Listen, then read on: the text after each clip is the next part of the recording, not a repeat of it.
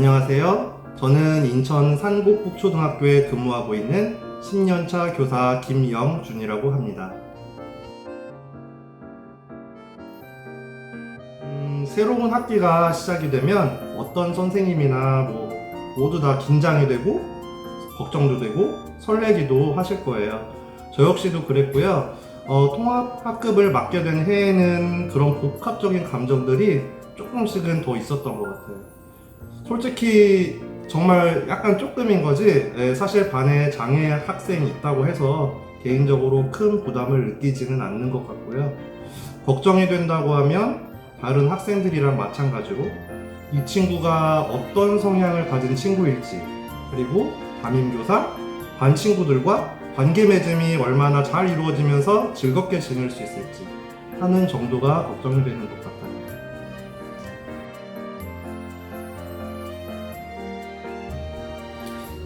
통합학급 학생들을 아무래도 조금이라도 더 신경을 쓰게 되다 보니까 더 정이 드는 것도 있고 에피소드도 많이 생기는 것 같아요. 기억에 남는 아이는 제가 발령받은 지 얼마 안 됐을 때 만난 다움이에요. 지적장애가 있었지만 말도 행동도 저한테는 너무 귀여웠던 3학년 남학생이었어요. 하지만 마음대로 되지 않거나 자기가 기분이 나쁠 때에는 막 수업 시간에 소리를 지르고 복도에다가 막 이렇게 들어눕기도 하고, 심지어는 벽이나 바닥에 자기 머리를 막 이렇게 세게 부딪히는 행동도 자주 했었던 그런 아이였어요.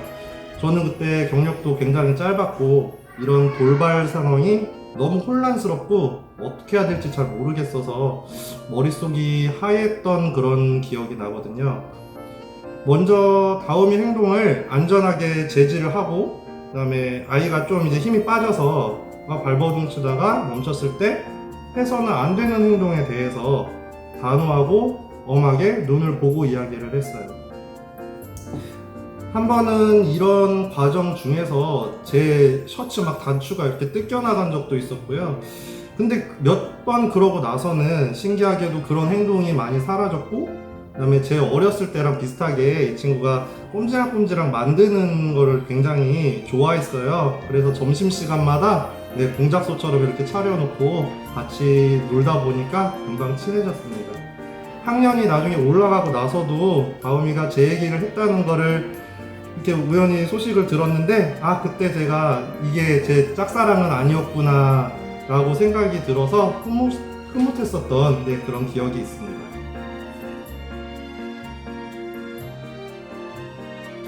다음이와 1년을 보내면서 특별히 신경 썼던 부분은요, 첫 번째로는 다음이랑 반 친구들의 안전이었던 것 같아요. 자해행동을 하고 그게 이제 과격해지다 보면은 주변 사람들도 다칠 수가 있잖아요.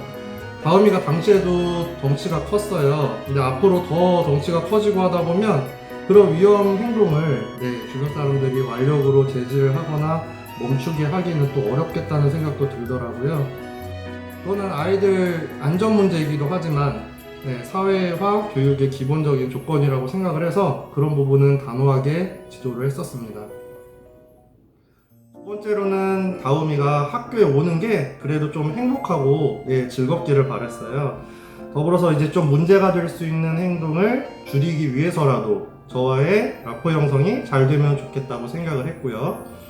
그래서 무리가 되지 않는 선에서 빈 상자, 나무젓가락, 셀로판지 이런 재료들로 만들기 놀이를 한다거나, 아니면 시간이 여의치 않으면 스스로 그릴 수 있고 오릴 수 있고 붙일 수 있는 그런 재료들을 계속 제공을 해줬더니요, 제 생각으로는 그래도 두 가지 목적을 모두 달성했던 해라고 저는 생각하고 있습니다.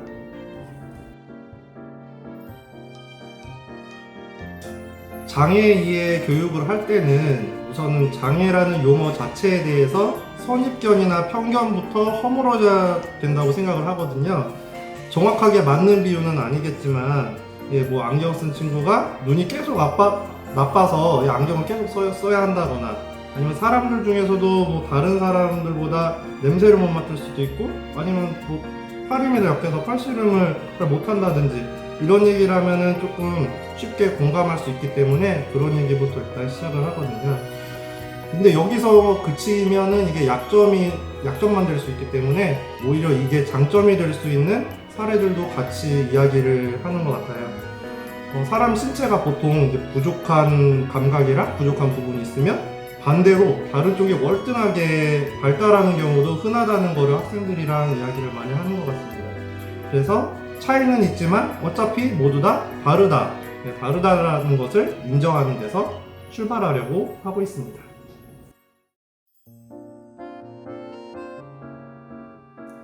오랜 시간 학급에 같이 있어도 확실히 아는 만큼 보이고 해줄 수 있다는 말이 떠오릅니다. 아이들의 발달 수준이나 행동 특성이 워낙에 개별적이고 다양해서 일반화시킬 수가 없기 때문에 대처하는 방법들이 사례 중심적으로 접근할 수밖에 없는 것 같아요. 그래서 통합학급을 맡았던 경험은 계속 늘어나지만 항상 언제나 새로 시작하는 것 같은 그런 느낌이 들고요. 경험을 체계화시킬 수 없는 느낌이 그런 게 좀 어려운 것 같습니다.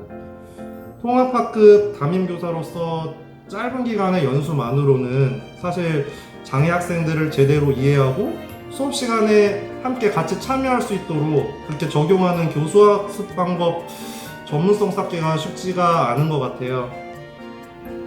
아이들의 그 현재 객관화된 그 학습 수준이랑 능력이 어떠한지, 그리고 통합학급에서 담임교사가 관찰하지 못한 그런 성격이나 행동 특성들이 분명히 있거든요. 그래서 그런 배움을 유도해 나가는 방식은 특수교사 선생님들께 좀 많은 도움을 받아야 할 부분이라고 생각합니다.